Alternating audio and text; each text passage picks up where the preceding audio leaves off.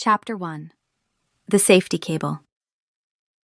The first sign that the assassination attempt was not serious was the safety cable.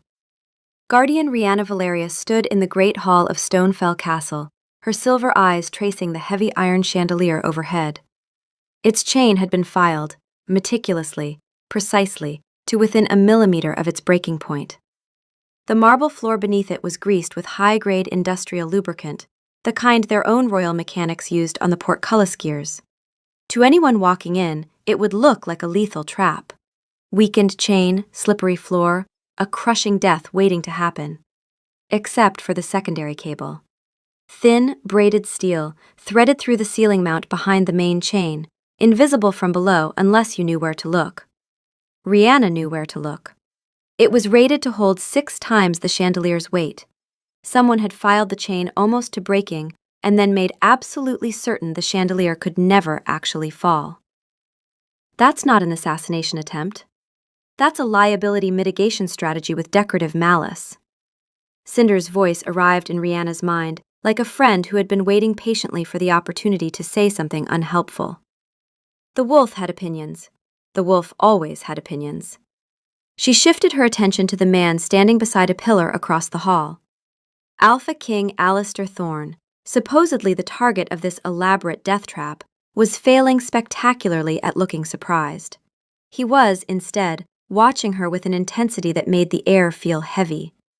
His eyes, normally the warm gold of sunlit honey, were a few shades darker, his posture a little too rigid. He was pretending to be a man surveying a threat. He was actually a man watching her watch a threat. It was a subtle but critical distinction. His scent, normally cedar and warm stone, had a sharp, restless edge to it.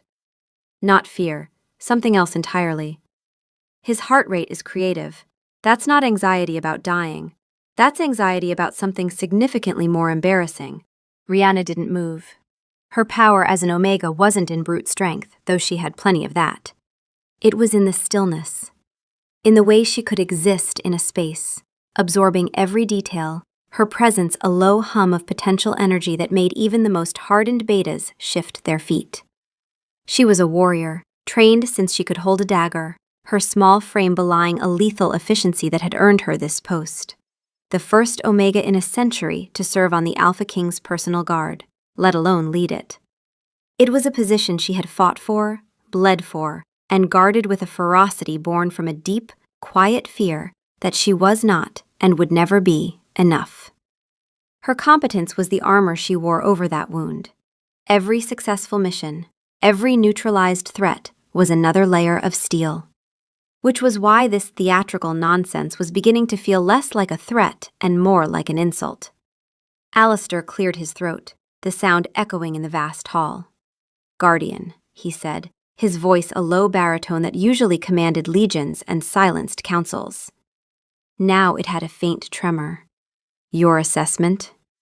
"The chain is nearly severed," Rhianna stated, her voice flat. "The floor is lubricated. The intent appears to be a gravity-assisted crushing." She paused. "The execution is thorough." She did not mention the safety cable. She wanted to see what he did next. A muscle jumped in Alistair's jaw. "And you, Guardian? You were meant to be walking this path with me." "I was delayed," Rhianna said. She did not add that she had been delayed by a palace servant who had frantically insisted she inspect a wobbly sconce in a broom closet 3 floors down. A servant who had smelled faintly of Alistair's personal cologne and sheer panic. "Fortuitous." "Indeed," Alistair murmured, his gaze flicking to her and then away, like he couldn't quite hold it. "Another close call. Your vigilance is, as ever, our greatest asset." "Another." He said another, as in, this has happened before. Because it has. 3 times in 6 weeks. And every single one has been meticulously engineered to look dangerous while being about as lethal as a strongly worded letter. "I will secure the area and begin an investigation, my king," she said, the title feeling strangely formal on her tongue. Alistair nodded, a sharp, jerky movement. "Of course, Guardian. Do what you must." He pushed himself off the pillar and strode away, his long legs eating up the marble floor. He didn't look back, but Rihanna felt his attention on her like a physical weight, a warmth against her skin that had nothing to do with the geothermal vents that heated the castle.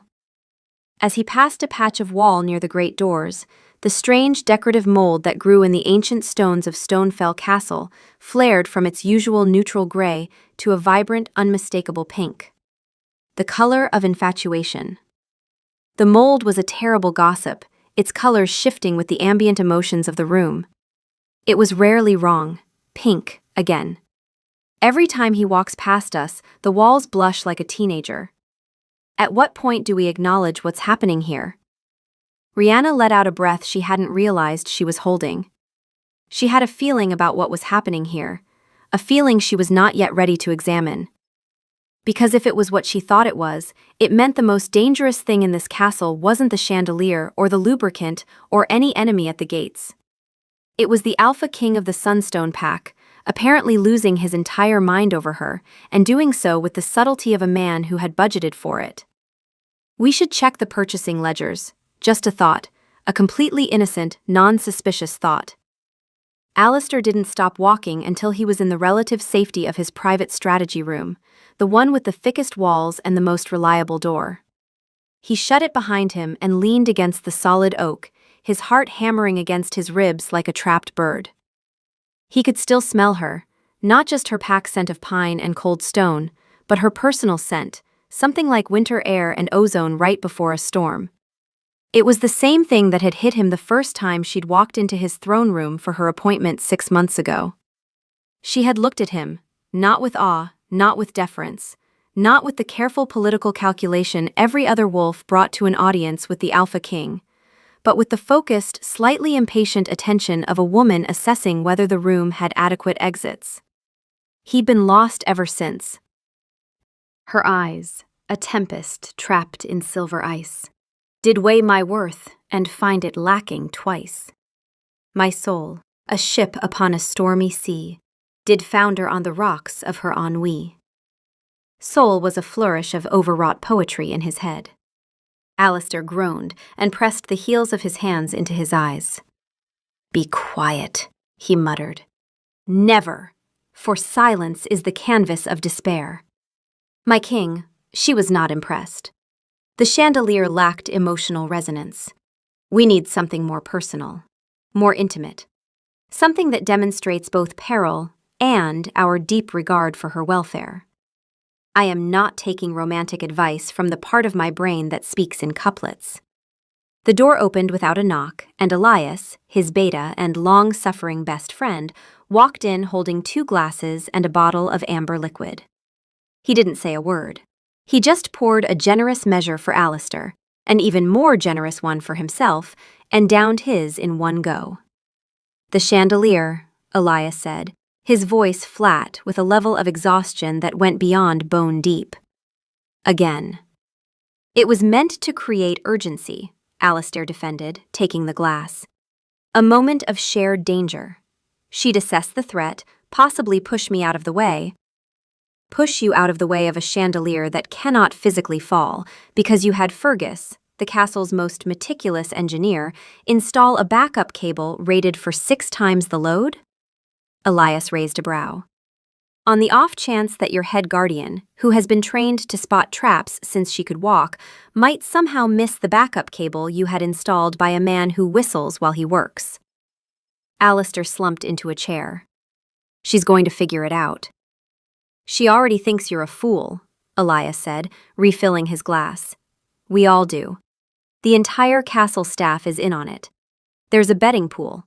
I have 50 gold pieces on you accidentally poisoning yourself before the next full moon." Alistair stared at him, horrified. "A betting pool?" "Started by Cook. She says she hasn't seen anyone this lovesick since the Duke of the Western Range tried to impress Lady Ashford by learning to play the cello in 3 days. He dislocated his shoulder." "Did she accept his courtship?" "She married his brother. The one who just talked to her like a normal person." Elias sighed and sat down opposite him. "Alistair, this has to stop. You are the Alpha King of the Sunstone Pack, one of the most powerful leaders on the continent. You survived the Red Gorge uprising. You stared down the emissary of the Shadow Clans. You are not a man who should be faking his own assassination attempts. But I can't just tell her, Elias. The words came out rawer than he intended.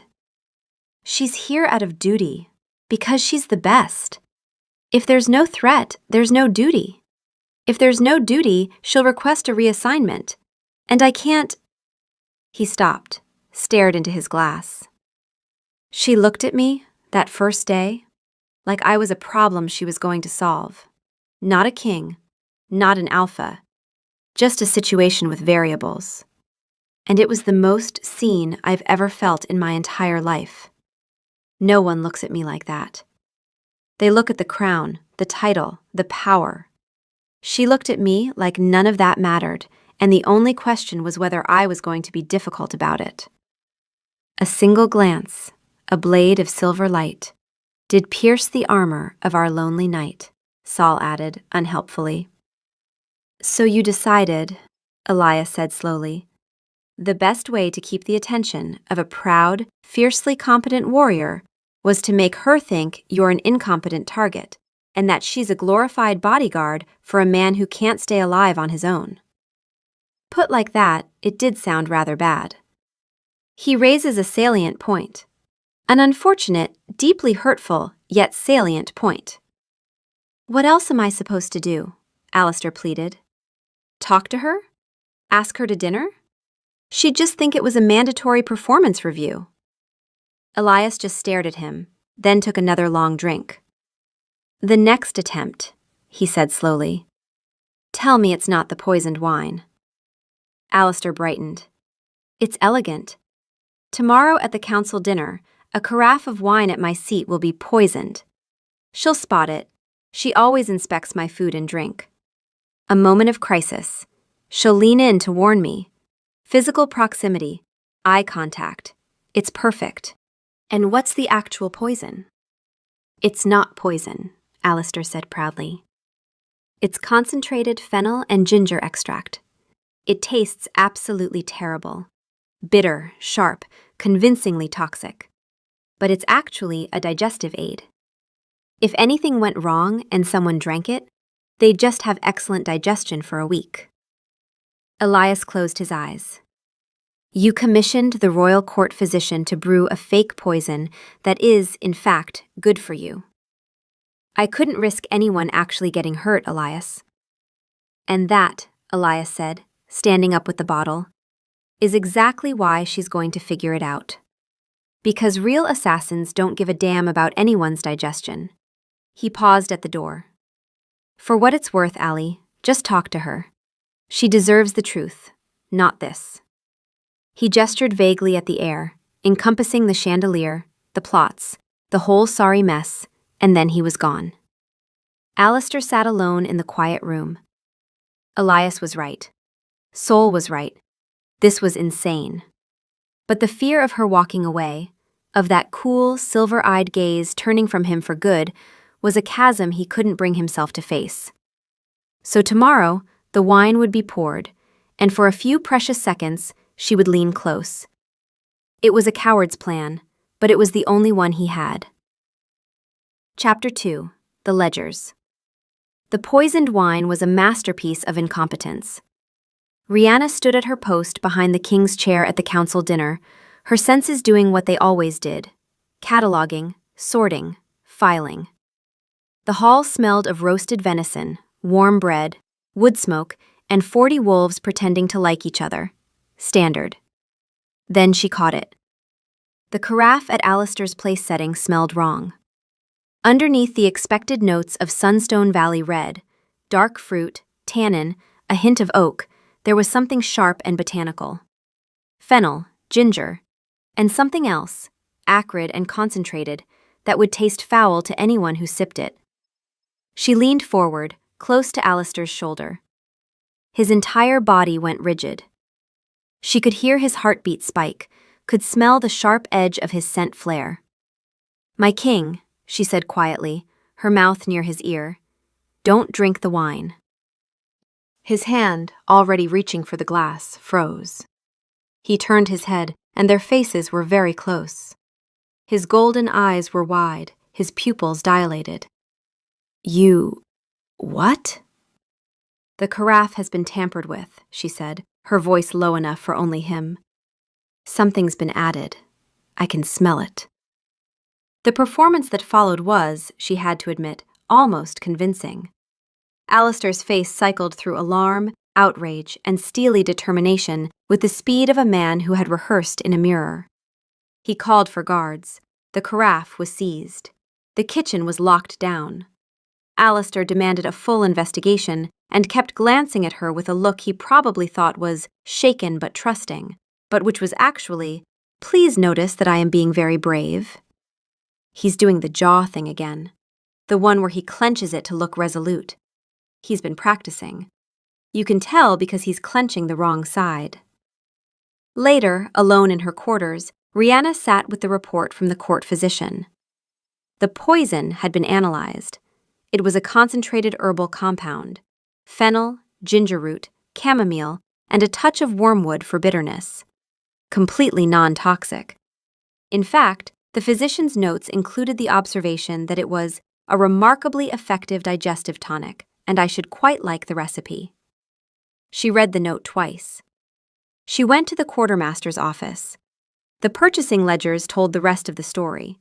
She already knew about the chandelier, the safety cable, the precisely calculated filing, the lubricant ordered under gate maintenance in Elias's shaky handwriting. Now she found the rest.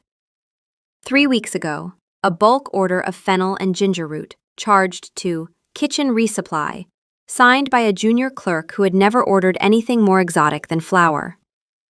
2 weeks ago, a consultation fee paid to the court physician for research into historical poisons for archival documentation. The physician had a note in the margin. Odd request. King seemed very concerned about taste accuracy. Also asked if fennel was good for the skin. He asked the doctor if his fake poison was good for the skin. He poisoned himself with a beauty treatment. This is the man who commands our armies. Rihanna closed the ledger.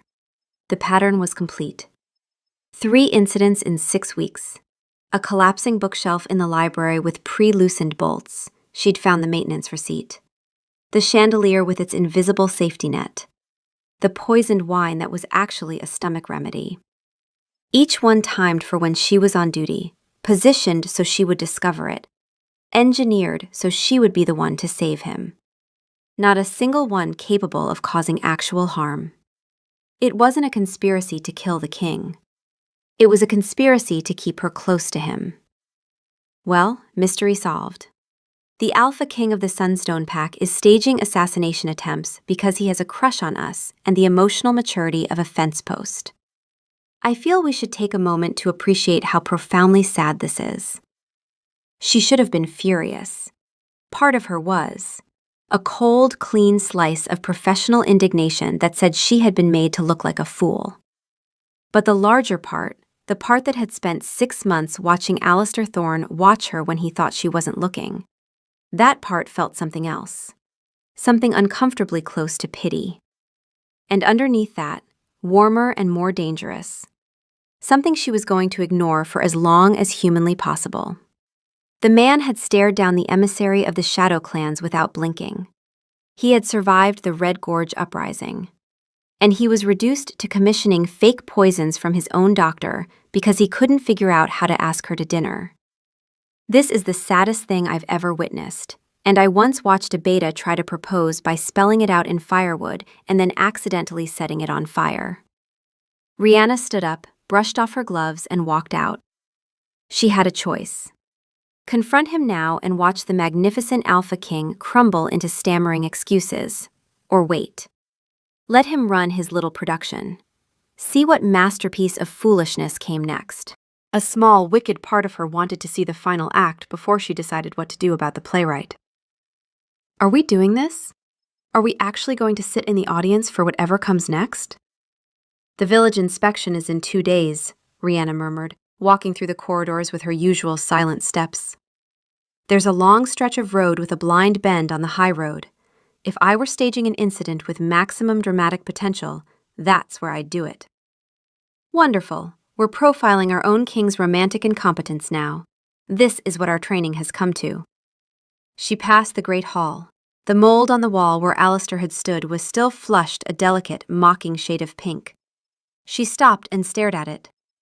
Not a bond, not some cosmic decree, just a man who'd met a woman and been wrecked by it. That was somehow worse. A bond she could have dismissed as biology. This was a choice. A stupid, elaborate, safety-tested choice, but a choice nonetheless. The mold is pink. Again. I'm starting to think the mold is the most emotionally honest organism in this castle. Rhianna turned and kept walking. Her competence was still her armor. Her pride was still intact. But there was a hairline crack in it now, and through that crack something warm was leaking in, and she was going to have to deal with it eventually, just not today. Chapter 3. The Ditch. Alistair felt a thrill of theatrical anticipation as their retinue headed back up the high road from the village. The inspection had gone well. He had arbitrated a land dispute, complimented the baker's new ovens, and kissed 3 separate babies. All the while, he was acutely aware of Rhianna at his back. She was quieter than usual today, her stillness even more profound. He could feel her watching him, and for once, he hoped she was paying very close attention. The stage is set, the fateful hour is nigh. The horseless cart of destiny rolls by. Saul was practically giddy with dramatic tension. Alistair resisted the urge to roll his eyes where people could see. Just try to look surprised, Elias muttered, riding beside him. He looked pale. He had, Alistair knew, put another 20 gold pieces in the betting pool, this time on Death by Enraged Gardener. I am a king, Elias. I am the master of my own expression, Alistair said with a confidence he absolutely did not feel. Up ahead, around the bend, he heard a faint creak, Fergus's signal. The carriage was released. Alistair reined in his horse, feigning a sudden interest in a wildflower by the side of the road. What a remarkable specimen, he said, his voice booming. Guardian, have you ever seen a blue-crested star thistle? Rhianna didn't answer. Her horse drew level with his. She wasn't looking at the non-existent flower. She was looking up the road, her head cocked slightly. There was something in her expression, or rather, the careful absence of something, that made his stomach drop half an inch. Then it came. A heavy wooden carriage, the one usually used for hauling firewood, trundled around the bend. It picked up speed on the gentle incline, its empty driver's seat a testament to some unseen calamity. It was rolling directly towards them. It was perfect, dramatic, inevitable, and moving at roughly the speed of a determined tortoise. Gods above, Alistair bellowed, infusing his voice with alarm. A runaway carriage! Guardian, look out! This was her cue. She was supposed to leap into action, shove him from his horse and into the safety of a ditch, where they would land in a tangle of limbs. Rhianna didn't move. She just watched the carriage approach, her silver eyes flat and unblinking. Something about the set of her mouth might have been a suppressed smile, but in the chaos, it was hard to tell. Look at it go, majestic. Truly the stallion of carriages. It must be doing at least 2 miles per hour. We should alert the cavalry. The carriage trundled closer. The other guards were shouting, drawing their horses back. Elias had his face in his hands. The carriage was almost upon them. Alistair, in a surge of panic, realized his plan had one fatal flaw. It relied on her participation. He had to force the issue. Rhianna, he yelled, and made to shove her out of the way. He was Alpha King, strong and fast. She was an Omega, smaller and lighter. But she moved with the kind of liquid grace that defied physics. As his hand reached for her, she simply wasn't there. She swayed in her saddle, a minimalist movement of pure economy, and his shove met empty air. He overbalanced, his carefully controlled performance shattering into raw panic, and tumbled sideways off his own horse, landing with a soft, ignominious thump in the very ditch he had intended for them both. The runaway carriage rolled past, its wheels missing him by a good 5 feet. and continued its stately journey until it nudged gently into the Widow Heather's prize-winning rose bushes with a soft crunch. There was a moment of profound, ringing silence, broken only by the chirping of a bird. Alistair lay in the ditch, mud seeping into his fine leather breeches, and looked up at Rhianna. She was still on her horse, looking down at him. Her expression was the most perfectly controlled thing he had ever seen. Her lips were pressed together, her jaw was tight. Her eyes were very, very bright. She was trying not to laugh. She was trying so hard not to laugh that it was a physical effort, and she was losing. And then it came. Not a laugh. A single, dry, quiet, absolutely devastating snort. That was the funniest thing that's ever happened to me. I want to live in this moment forever. Frame it. Put it on the wall. Alistair, covered in ditch mud, his dignity in pieces around him, stared up at the woman he was desperately, hopelessly gone for, and for one crystalline second, they were just two people, and one of them was ridiculous, and the other one knew it. It was the most honest moment they'd ever shared. Before he could process it, before he could say something, anything, the world dissolved into chaos. A deafening boom erupted from the village square behind them, a sound utterly different from the theatrical creaks and groans he had orchestrated. It was sharp, violent, and real. A plume of shimmering, sparkling purple smoke billowed into the air, thick and disorienting. Screams followed, real screams.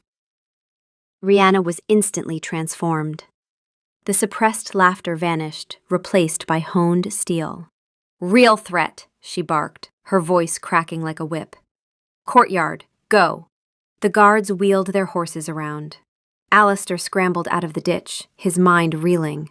This wasn't his plan. This was wrong. "My king, that is not our work. That is sulfur and nightshade. That is alchemy." Rhianna was already galloping back towards the village. She reined in sharply, her horse dancing, and looked back at him. There was no amusement in her eyes now, just focus, clean, real, terrifying focus. "That was an alchemical explosive," she said, her voice level. "People could be hurt. Come on." She spurred her horse and vanished into the swirling purple smoke, and he was scrambling onto his horse and following, and the ditch and the carriage and the chandelier and all of it felt very small and very stupid, because something real and dangerous had just taken the stage. He had been so focused on his pathetic imaginary threats that he had completely missed the arrival of a real one. The village square was chaos.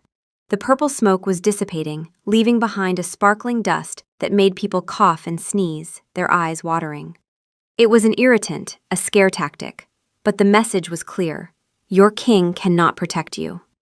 Rhianna was already dismounted, kneeling at the scorch mark at the center of the square, her face a mask of professional calm. Alchemical dispersal bomb, low yield. Powdered mica and a mild hallucinogen. Delivery was a timed device in that flower cart. This is real. This is actually real. She had known about Alistair's games for weeks. She had been entertained. She had been watching. And while she'd been watching the comedy, someone had been doing actual work. The self-recrimination was quick and sharp, and she filed it and moved on, because she was a professional and there were people coughing and frightened, and that mattered more than her bruised ego. "What is this?" Alistair demanded, arriving at her side. His voice was low and ragged. He was looking at her not as a prop in his romantic production, but as his guardian, as the expert. The shift was so abrupt it was dizzying. "Alchemical dispersal bomb," she said, rising to her feet. "Low yield. The sparkling agent is powdered mica and a mild hallucinogen. Causes disorientation and fear. The delivery method was crude, likely a timed device left in that flower cart." She pointed to the splintered remains. "Amateur work, but effective." "Amateur?" Alistair scoffed, his own pride stung. "They blew up my village square." "If they were professionals, Your Majesty, We would be identifying bodies, not treating sneezing fits, Rihanna said. This was a statement, not an assault. He stared at her, and she watched the last traces of his romantic delusion drain away, replaced by the hard reality of his position. He's figured it out. Give him a moment. The math is hitting him all at once. Secure the perimeter, Alistair commanded the other guards, his voice regaining its familiar steel. Whatever else he was, the man could find his authority when the situation demanded it. She'd give him that. He turned back to her. You believe this is a real threat. It's a threat to the stability of your rule, she said, which makes it a threat to you. I will investigate. She held his gaze for a beat longer than strictly necessary. She could have said it then, all of it, but now wasn't the time, and she wasn't cruel. Go, she said, more gently than she'd intended. Convene a council meeting. I'll report when I have something. He gave her a stiff, formal nod and turned away. That was almost kind. Are we going soft? Shut up, Rihanna murmured, and went to work. Chapter 4. The Real Threat. Back at the castle, the mood was grim. The gossip mold in the council chamber had turned a sickly, anxious green. Alistair sat at the head of the table, listening to reports. The villagers were shaken but unharmed.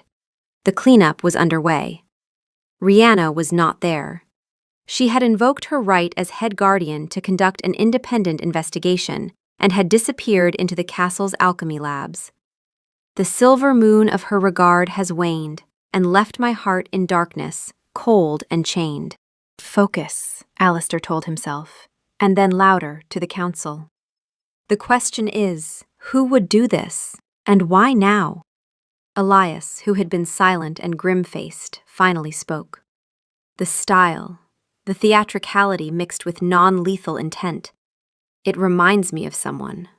He looked hesitant. My old mentor, Marius Vance. Alistair frowned. The alchemist? The one who was exiled by my father's decree. He wasn't exiled, Elias corrected quietly. He left. He claimed a rival from the Onyx Peak Pack stole his formulas for a new kind of alchemical glass. Our council refused to intervene, called it a civil dispute. Marius argued it was theft of pack resources and that the Alpha's protection should extend to intellect, not just land. He said the system was broken. He became radicalized. Before anyone could respond, a cool voice spoke from the doorway. The binding agent is a unique compound derived from fire kelp. Rihanna stood there, holding a small, sealed glass vial containing a residue of purple dust. According to the archives, the patent for its synthesis was filed 15 years ago by one Marius Vance. She placed the vial on the table.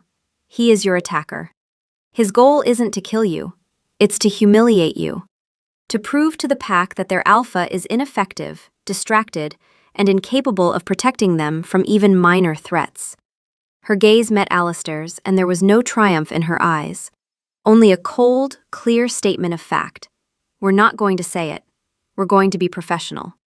We are not going to point out the irony of someone trying to prove the king is distracted when the king has been distracted by... Before anyone could respond, a low, guttural groaning sound echoed up from the floors below. The geothermal pipes that snaked through the castle's walls vibrated, and a plume of hot steam hissed from a decorative vent near the ceiling. Rihanna's head snapped up. The heating conduits. They run on a network of pipes from the magma elemental's chamber. What about them? Asked Gregor, one of the older betas on the council. They are the castle's circulatory system, Rihanna said, her eyes fixed on Alistair. Damage them, and you don't just get cold. You get structural instability, explosions, a disaster that the Alpha can't ignore or contain. He's escalating. Clever. In an I want to burn the world down sort of way. The next 24 hours were a blur of controlled chaos. Rihanna took charge of the castle's internal security with terrifying efficiency. She moved through the halls like a ghost, posted guards on the conduit junctions, organized emergency evacuation routes, and personally inspected the entrance to the deep-level geothermal chamber. And she was watching Alistair, in the margins. Watching him coordinate with Elias, reassure the council, project calm he wasn't feeling. Watching him be a king. A real one. Not the fumbling, lovesick disaster she'd been quietly laughing at for weeks, but the man who had survived the Red Gorge uprising and stared down the Shadow Clans. There was a steadiness in him under pressure that she'd noticed before, but never fully acknowledged, because acknowledging it meant acknowledging why he'd caught her attention in the first place, and she wasn't ready for that. You're staring. I'm assessing. Sure, that's what we're calling it. The second attack came at dusk. Precise sabotage. A rerouted conduit nexus in the West Wing that sent superheated steam bursting into the historic tapestry gallery, destroying priceless artifacts that chronicled the Pack's history. A symbolic blow. An attack on their very identity. Alistair and Elias were 2 corridors away when they heard the roar of escaping steam and the shriek of tearing metal. They ran towards the disaster, guards following. The West Wing was thick with steam, visibility dropping to near zero. Elias, get the engineers! Shut down the flow from the primary valve, Alistair yelled, pulling his tunic over his nose and mouth. Through the swirling mist, he saw a flash of movement. Rihanna, already there, directing servants away from the danger, and then she saw it. A section of the ornate stone ceiling, weakened by the intense heat and moisture, was groaning. A spiderweb of cracks spread from its central boss. Elias was directly underneath it, shouting into his communication stone, oblivious. Rihanna moved before the thought fully formed. She hit Elias at full speed, driving him sideways and clear in the same instant the ceiling gave way. A shower of stone and plaster rained down, but the follow-through carried her into the path of the collapse, and a heavy chunk of carved granite caught her across the back and shoulder, slamming her down. She rolled with it, training, pure training, the body doing what the body knows, and came up on one knee, gasping. Pain screamed through her left shoulder. Something was wrong, cracked, maybe broken. But she was up. She was functional. Ow, that was rude. The ceiling didn't even have the decency to give us a warning creak. 0 stars. Would not be crushed here again. Alistair was at her side before she could stand fully. His hands were on her, his face white. You're hurt, he said, his voice cracked open in a way she'd never heard. I'm fine, she said, which was a lie, but it was a professional lie, and those didn't count. Elias? He's clear, someone called from the steam. Alistair's hands were shaking. She could feel them, trembling against her good shoulder. He wasn't looking at the ceiling, or the rubble, or the steam. He was looking at her like the world had narrowed to a single point, and she was it. And then the dam broke. I did this, he said, the words tumbling out raw and desperate and unplanned. Not this, not Marius, but all of it. The chandelier, the wine, the carriage. I staged them, all of them. Because I couldn't figure out how to tell you. He stopped, swallowed, his golden eyes bright with something that looked terrifyingly like tears. I couldn't figure out how to tell you that you are the only person who has ever looked at me and seen something other than a crown, and it made me lose my mind. And instead of just saying that, I hired my own engineer to sabotage my own chandelier and commissioned my own physician to brew me a fake poison that turned out to be good for digestion. The steam swirled around them. Guards were shouting. Somewhere Elias was giving orders. And Alistair Thorne, Alpha King of the Sunstone Pack, was kneeling in rubble, holding her injured shoulder with shaking hands, confessing the most elaborately pathetic courtship strategy in the history of the Sunstone Pack. Oh no, he said it. He actually said it, out loud, in front of people, with his actual mouth. And he included the part about the digestion. Why did he include the part about the digestion? Rihanna looked at him. His face was streaked with dust, and his hair was a disaster, and there was a bloody scrape on his jaw, and he looked like he might actually be sick, and she felt the laugh first. It started somewhere below her ribs, a pressure that built, and she clamped down on it because this was serious. This was a crisis. There were people hurt and a real enemy in the castle, and she absolutely could not laugh right now. I know, she said. Alistair blinked. You, what? I've known for weeks. She reached up with her good hand and very gently wiped a smear of dust off his cheek. It was the first time she had ever voluntarily touched him. The purchasing ledgers, Alistair. You ordered fennel and ginger under kitchen resupply. You paid the court physician a consultation fee for historical poison research. He wrote in the margin that you asked whether fennel was good for your skin. Alistair's mouth opened, closed, opened again. He looked like a man who had been preparing for every possible response except this one. You knew, he repeated faintly. I knew. And I watched you fall off your own horse into your own ditch, and it was the funniest thing I have ever seen in my life, and I am including the time a recruit accidentally threw a training axe into the mess hall's soup pot. Tell him about the betting pool. No, wait, save that. We might need ammunition later. But right now, Rihanna said, and her voice hardened, the guardian clicking back into place. There is a real threat in this castle, and my shoulder is probably cracked, and you are the Alpha King, and I need you to be that. We can discuss your approach to courtship later. Can you do that? Alistair stared at her.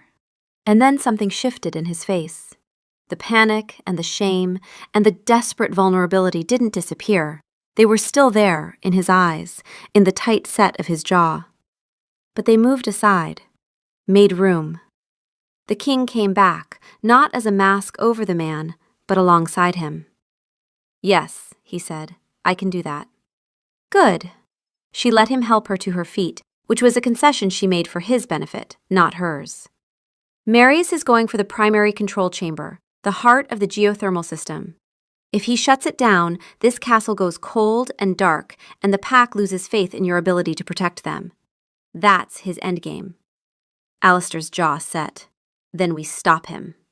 We. He said we. That's new. I don't hate it.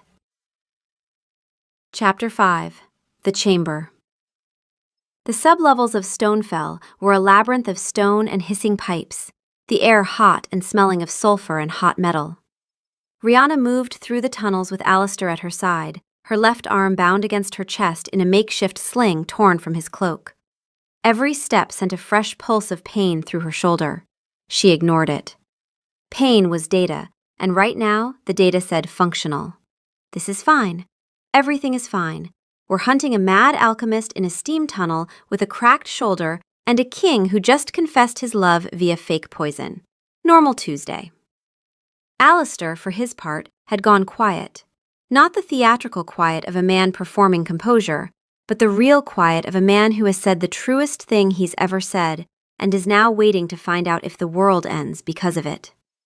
He moved well in the dark, light on his feet for a man his size, his senses compensating for the low visibility. You're limping, he said, low. I'm not limping.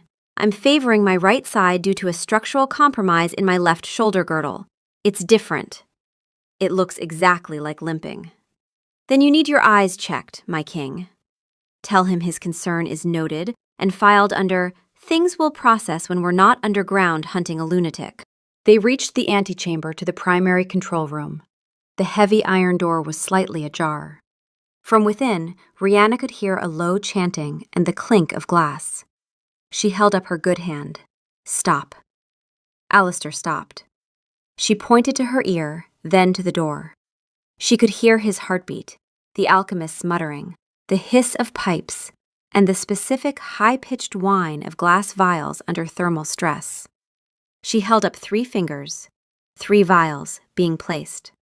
Alistair drew the short sword from his belt. Rihanna drew her dagger, left-handed. Her right arm was bound. It was going to be ugly and improvised, and nothing like the clean, efficient takedowns she was known for. Left-handed combat with a cracked shoulder against a man with exploding bottles. This is what we trained for. Specifically this. I remember the lesson. What to do when everything is terrible. She looked at Alistair. He looked back. There was a question in his eyes, and it wasn't about tactics. Don't die, she said quietly. I haven't finished being angry at you yet. Something shifted in his face. Not a smile, too grim for that, but the ghost of one wouldn't dream of it. She pushed the door open. The control room was a cavernous space, dominated by a huge, rune-etched iron sphere, the housing for the mechanism that regulated the flow of geothermal energy from deep below. Pipes thick as a man's waist snaked from it in all directions. Marius Vance stood before the sphere, his back to the door. Gaunt, wiry, older than Rihanna expected, with a fanatical gleam in his eyes. He was placing small glass vials at key junctions on the sphere. "Vance," Alistair said, his voice echoing in the chamber.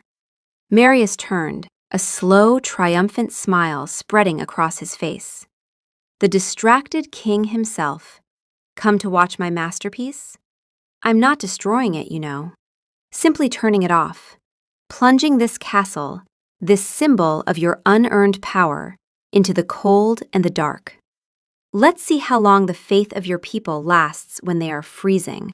"This isn't about faith," Alistair said, advancing slowly. "This is about a grievance you've nursed for 2 decades. Your father's council let my life's work be stolen." Marius's voice cracked. "They protected the land and the bloodlines, but not the mind. Your system is a relic, and I am here to prove it." He held up a final vial, filled with a swirling black liquid. "This is a universal solvent. 1 drop on the master rune, and the regulatory field collapses. No explosion, just silence. Cold. The slow, quiet death of your authority." He lunged for the sphere. Rihanna was faster. Even hurt, even left-handed, she moved with the kind of speed that defied what her small frame should have been capable of. She closed the distance in 3 strides, her dagger a silver blur, and sliced the straps of the satchel at his hip. It fell to the floor with a clatter of glass vials. At the same time, she swept his legs. Marius went down, but as he fell, his hand spasmed open, and the black vial arced through the air towards the sphere. Time slowed. Rihanna was on the ground, tangled with Marius, her injured shoulder screaming. She couldn't reach it. Alistair could. He lunged, batting the vial away with the flat of his sword. It shattered against a far wall, the black liquid eating into the stone with a terrifying hiss. Marius, on the floor, wild-eyed, reached for a lever on a nearby wall. A network of smaller pipes overhead hissed and vented a thick, scalding cloud of steam, obscuring the entire room. "Emergency purge!" Rihanna yelled over the roar. She pinned Marius's arm to the floor with her knee and looked up into the blinding white. She couldn't see Alistair. "Alistair, where are you?" "Here." His voice, somewhere to the left. "I can't see." "Follow my voice. 3 steps forward, then stop." She heard him move. The steam was scalding but not lethal. This was the purge system, designed to vent excess pressure, not to cook them. Marius was writhing under her, trying to reach another pocket. "Oh, stop it," Rihanna said, and drove the heel of her dagger's pommel into the pressure point below his ear. He went limp. Not dead, just done. And that is how a professional handles a threat. Take notes, everyone. There will be a quiz. The steam began to clear. Alistair materialized out of the white, his sword still drawn, his eyes wild. He saw Marius unconscious on the floor, Rihanna kneeling on his back, her dagger resting casually on the man's neck, her hair plastered to her face with steam and sweat. "You got him," he said, his voice thick. "I got him." He looked at her. She looked at him. The steam drifted between them, and for a moment they were the only 2 people in the world. "You're extraordinary," he said, and it wasn't flattery. It wasn't performance. It wasn't a line from his romantic production. It was the plain, raw, slightly dazed observation of a man who had just watched a woman with a broken shoulder take down a lunatic alchemist with her offhand. "Don't say thank you. Don't say thank you. He hasn't earned thank you yet. He still owes us for the fennel." "I know," Rihanna said, and allowed herself, just barely, to smile. Chapter 6. The Balcony. Alistair issued his judgment the next day before the full council. Marius Vance was not to be executed. He was to be pardoned and sentenced to lead a new guild, funded by the Alpha himself, the Alchemists' Guild, dedicated to innovation and discovery, its creations protected by royal decree. He was turning his enemy's greatest weapon, his mind, into the pack's greatest asset. It was a shocking, brilliant, and deeply merciful ruling. The kind that didn't come from a king performing kingship, but from a man who had spent the last 48 hours learning what it looked like when he failed his people, and deciding he would do better. Rihanna watched from her post at the side of the throne, her arm in a proper sling now, her shoulder wrapped by the healers. She watched the council's stunned silence give way to reluctant admiration. She watched Marius, shackled and hollow-eyed, look up at Alistair with something she could only describe as bewildered hope. She watched the gossip mold on the council chamber walls shift from anxious green to a steady, warm amber. Respect. And for the first time, what she felt wasn't professional admiration for an effective ruler. It was something personal, directed at the man underneath the crown. The man who had commissioned a fake poison and fallen in a ditch, and then, when it mattered, had stood up and been exactly who his people needed him to be. Oh no. Shut up, Rihanna murmured. I didn't say anything. You were about to. I was going to say that the amber on the wall is a nice color. That's all, nothing else. No implications whatsoever. That evening, she found him on the high balcony overlooking the forest. He was alone. He dismissed his other guards, which was a security violation she was going to yell at him about later. His arm was scratched and bandaged from the rubble, and he was leaning on the stone railing, watching the moon rise with the expression of a man who was very tired and very uncertain about everything. She walked over and stood beside him, not crowding him, leaving space. She'd been leaving space for 6 months. She was getting tired of it. For a long time, they just watched the moon. I have been trying to think of an apology magnificent enough to cover the sheer scale of my idiocy, he said finally. I've come to the conclusion that one does not exist. No, she agreed, it doesn't. He flinched, but he absorbed it. Good, he should absorb it. For what it's worth, he said, I never doubted your competence, not for a second. I was trying to give you a reason to stay, and I realize now that was insulting. Yes. Presumptuous. Also yes. And involved a physician's consultation fee for fake poison research. In my defense, the physician said it was a very effective digestive tonic. He's doing it. He's actually apologizing without an excuse. Mostly. The digestive tonic comment was borderline, but mark this date. I liked you from the first day, Alistair said, and his voice was quiet now, stripped of performance. You walked into my throne room and looked at me like I was a variable in an equation you were going to solve, whether I cooperated or not.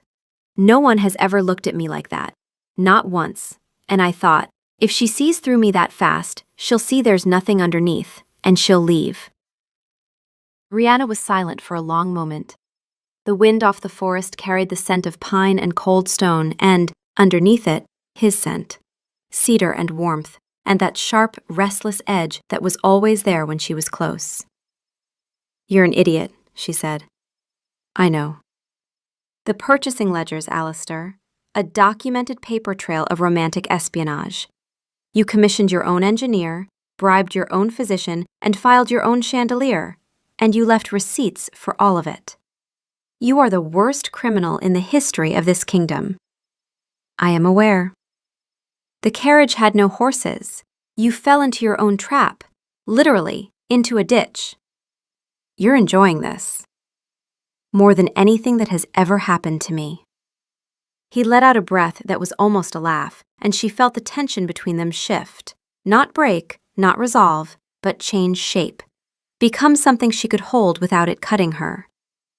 The next person who tries to assassinate you, she said, her voice perfectly deadpan, should be competent. It's a matter of professional pride. Alistair turned to look at her, and then a laugh escaped him, not a king's polite chuckle, but a real, deep, relieved sound that seemed to unknot something in his chest that had been tight for months. I'll put out a notice, he managed. See that you do. He took a hesitant step closer. Is it all right if I... He gestured vaguely to the space beside her. Rihanna looked at him, his outstretched hand, his uncertain face, the whole mess of him, the king and the fool and the man who had, in the end, stood up when it counted. She thought about the ditch and the way he'd looked at her in the rubble with his hands shaking, and the judgment he'd given that morning that had surprised everyone in the room, including himself. She closed the remaining distance and leaned her head against his good shoulder. He froze. His entire body went still in a way that was, she realized, the most profoundly alpha thing she had ever seen him do. Not commanding, not dominant, just absolutely, completely focused on not ruining this by moving too fast. He slowly, carefully put his arm around her. She was solid and real, and she was there, willingly. All right, fine. This is acceptable, for tactical reasons. His shoulder is warm and we're cold, and this is purely strategic. They stood like that for a long time. Long enough for the moon to clear the tree line. Long enough for his heartbeat to slow from its panicked gallop to something steadier under her ear. Long enough for the silence to stop being cautious and start being comfortable. Then Rihanna tilted her head up. Alistair. Yes? If you're going to kiss me, you should probably do it before I change my mind. He looked down at her. His golden eyes were wide, his expression the specific flavor of terrified hope that she had come to recognize as his default setting around her. Are you sure? Because I don't want to. You staged 3 assassination attempts, fell into a ditch, and confessed in front of half the guard during a ceiling collapse. If you can't manage a kiss after all that, I'm requesting a transfer. He laughed, a short, helpless sound, and then his good hand came up to her jaw, gentle, trembling only slightly, and he kissed her. It was not a great kiss, technically. His bandaged arm bumped her sling. Her nose hit his chin because the height difference was significant, and neither of them had planned the angle. He tasted like the whiskey Elias had poured him 3 hours ago, and faintly of dust. She tasted like the mint tea the healers had forced on her. It was perfect. Not because it was smooth or practiced, or any of the things a kiss in a story was supposed to be, but because it was real and clumsy, and his hand was still shaking against her jaw, and she had to go up on her toes even with him leaning down, and when they pulled apart, he was looking at her like she had personally invented moonlight. That was adequate. For a first attempt. He gets a provisional pass. We will require further data before issuing a final assessment. Oh, glorious night! Oh, silver-kissed elation! The heavens sing of our sweet consummation. It was just a kiss, soul, Alistair murmured against Rihanna's hair, and she felt the vibration of his voice through his chest. And she smiled into his shoulder, and she did not pull away. The gossip mold on the balcony wall, which had been a placid gray all evening, flushed slowly, unmistakably, the warm, deep gold of something that wasn't infatuation anymore, something steadier, something with roots. And somewhere in the castle kitchens, Cook collected her winnings from the betting pool because she had put her money on balcony, full moon, before summer, and she hadn't survived 40 years of palace service without learning to read people. Epilogue. The Bond. 3 weeks later, on the first morning of summer, Rihanna woke in the king's quarters and knew something had changed. It wasn't the room. She had been sleeping here for a week now, her choice, made on her terms, after a negotiation that had involved Alistair offering her the entire East Wing and Rihanna countering with a drawer and half the wardrobe, which was more than sufficient. It wasn't the light, though dawn was painting the stone walls in pale gold. It wasn't even Alistair, asleep beside her, one arm flung out across the bed in his usual starfish sprawl, his face slack and unguarded in a way he never allowed himself while awake. It was the feeling. Something in her chest, warm, deep, rooted, that hadn't been there yesterday. Like a door she hadn't known existed had opened in the night, and through it she could feel him. Not his thoughts, not his words, but the shape of him, the steady pulse of his presence, as familiar as her own heartbeat. "Oh, there it is." Cinder's voice was quiet, not dry, not sarcastic. Quiet in the way she got when something mattered too much for jokes. Rihanna lay very still. She could feel Alistair's heartbeat, not hear it, feel it. A slow, steady rhythm somewhere behind her sternum, threaded through her own. It was the bond. Not the fated kind, not a cosmic decree imposed from outside, the earned kind. The kind that grew from choosing the same person over and over until the choosing became part of your bones. It didn't just happen, it built. Every time he stood up when it counted. Every time you stayed when you could have left. The kiss didn't start it, the ditch didn't start it. It started the day you walked into his throne room and looked at him like a problem to solve, and he looked back and thought, her. Alistair stirred. His eyes opened, warm gold, sleep soft, and found hers immediately, the way they always did, as if even unconscious he was tracking her position in the room. Then his expression changed, his pupils widened. His hand came up to his own chest, pressing flat over his heart. "Rihanna," he said, his voice rough with sleep and something else. "I can feel. I know." He stared at her. Then a smile broke across his face, slow and wondering. The kind of smile she had never seen from the king, but was learning to expect from the man. "Is this?" "The bond, yes." She propped herself on her good elbow. The shoulder had healed clean, the healers confirmed no lasting damage, and looked at him with her usual calm assessment. "It appears we've bonded."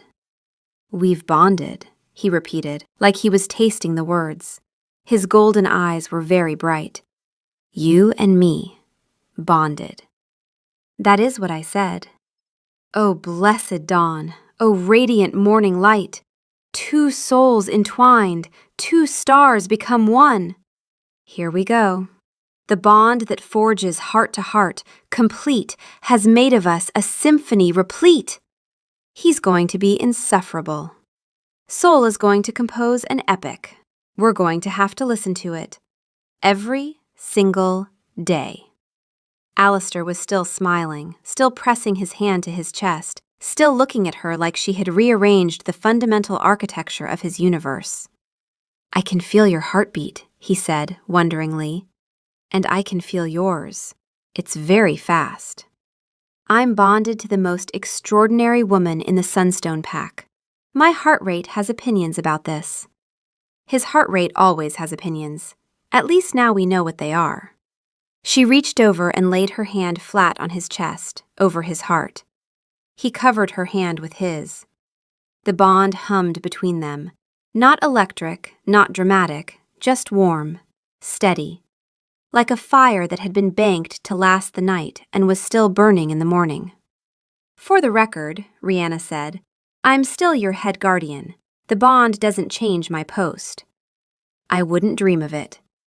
"And if you ever stage another assassination attempt, I will let the chandelier fall." "There is no safety cable that can protect me from you." "No," she agreed, "there isn't." She kissed him, quick, precise, efficient, the way she did everything, and swung her legs out of bed. There were morning patrols to run, a new alchemist's guild to oversee, and a castle full of gossip mold that was, she suspected, about to turn the most obnoxious shade of gold anyone had ever seen. Alistair watched her go with the expression of a man who had somehow, against all odds and entirely despite his own efforts, gotten the thing he wanted most. And lo, the guardian walks in morning's glow, her silver eyes the stars that guide my soul. "Yes, my king?" "Save it for the wedding." "There's going to be a wedding?" The gossip mold on the bedroom wall, which had been a quiet, contented gold all morning, flared to a shade so bright it was practically luminous. Somewhere in the castle, Cook looked up from her bread dough, squinted at the nearest patch of mold, and reached for her betting ledger. The king and his guardian, the fool and his protector. Bonded and insufferable and exactly where they were supposed to be.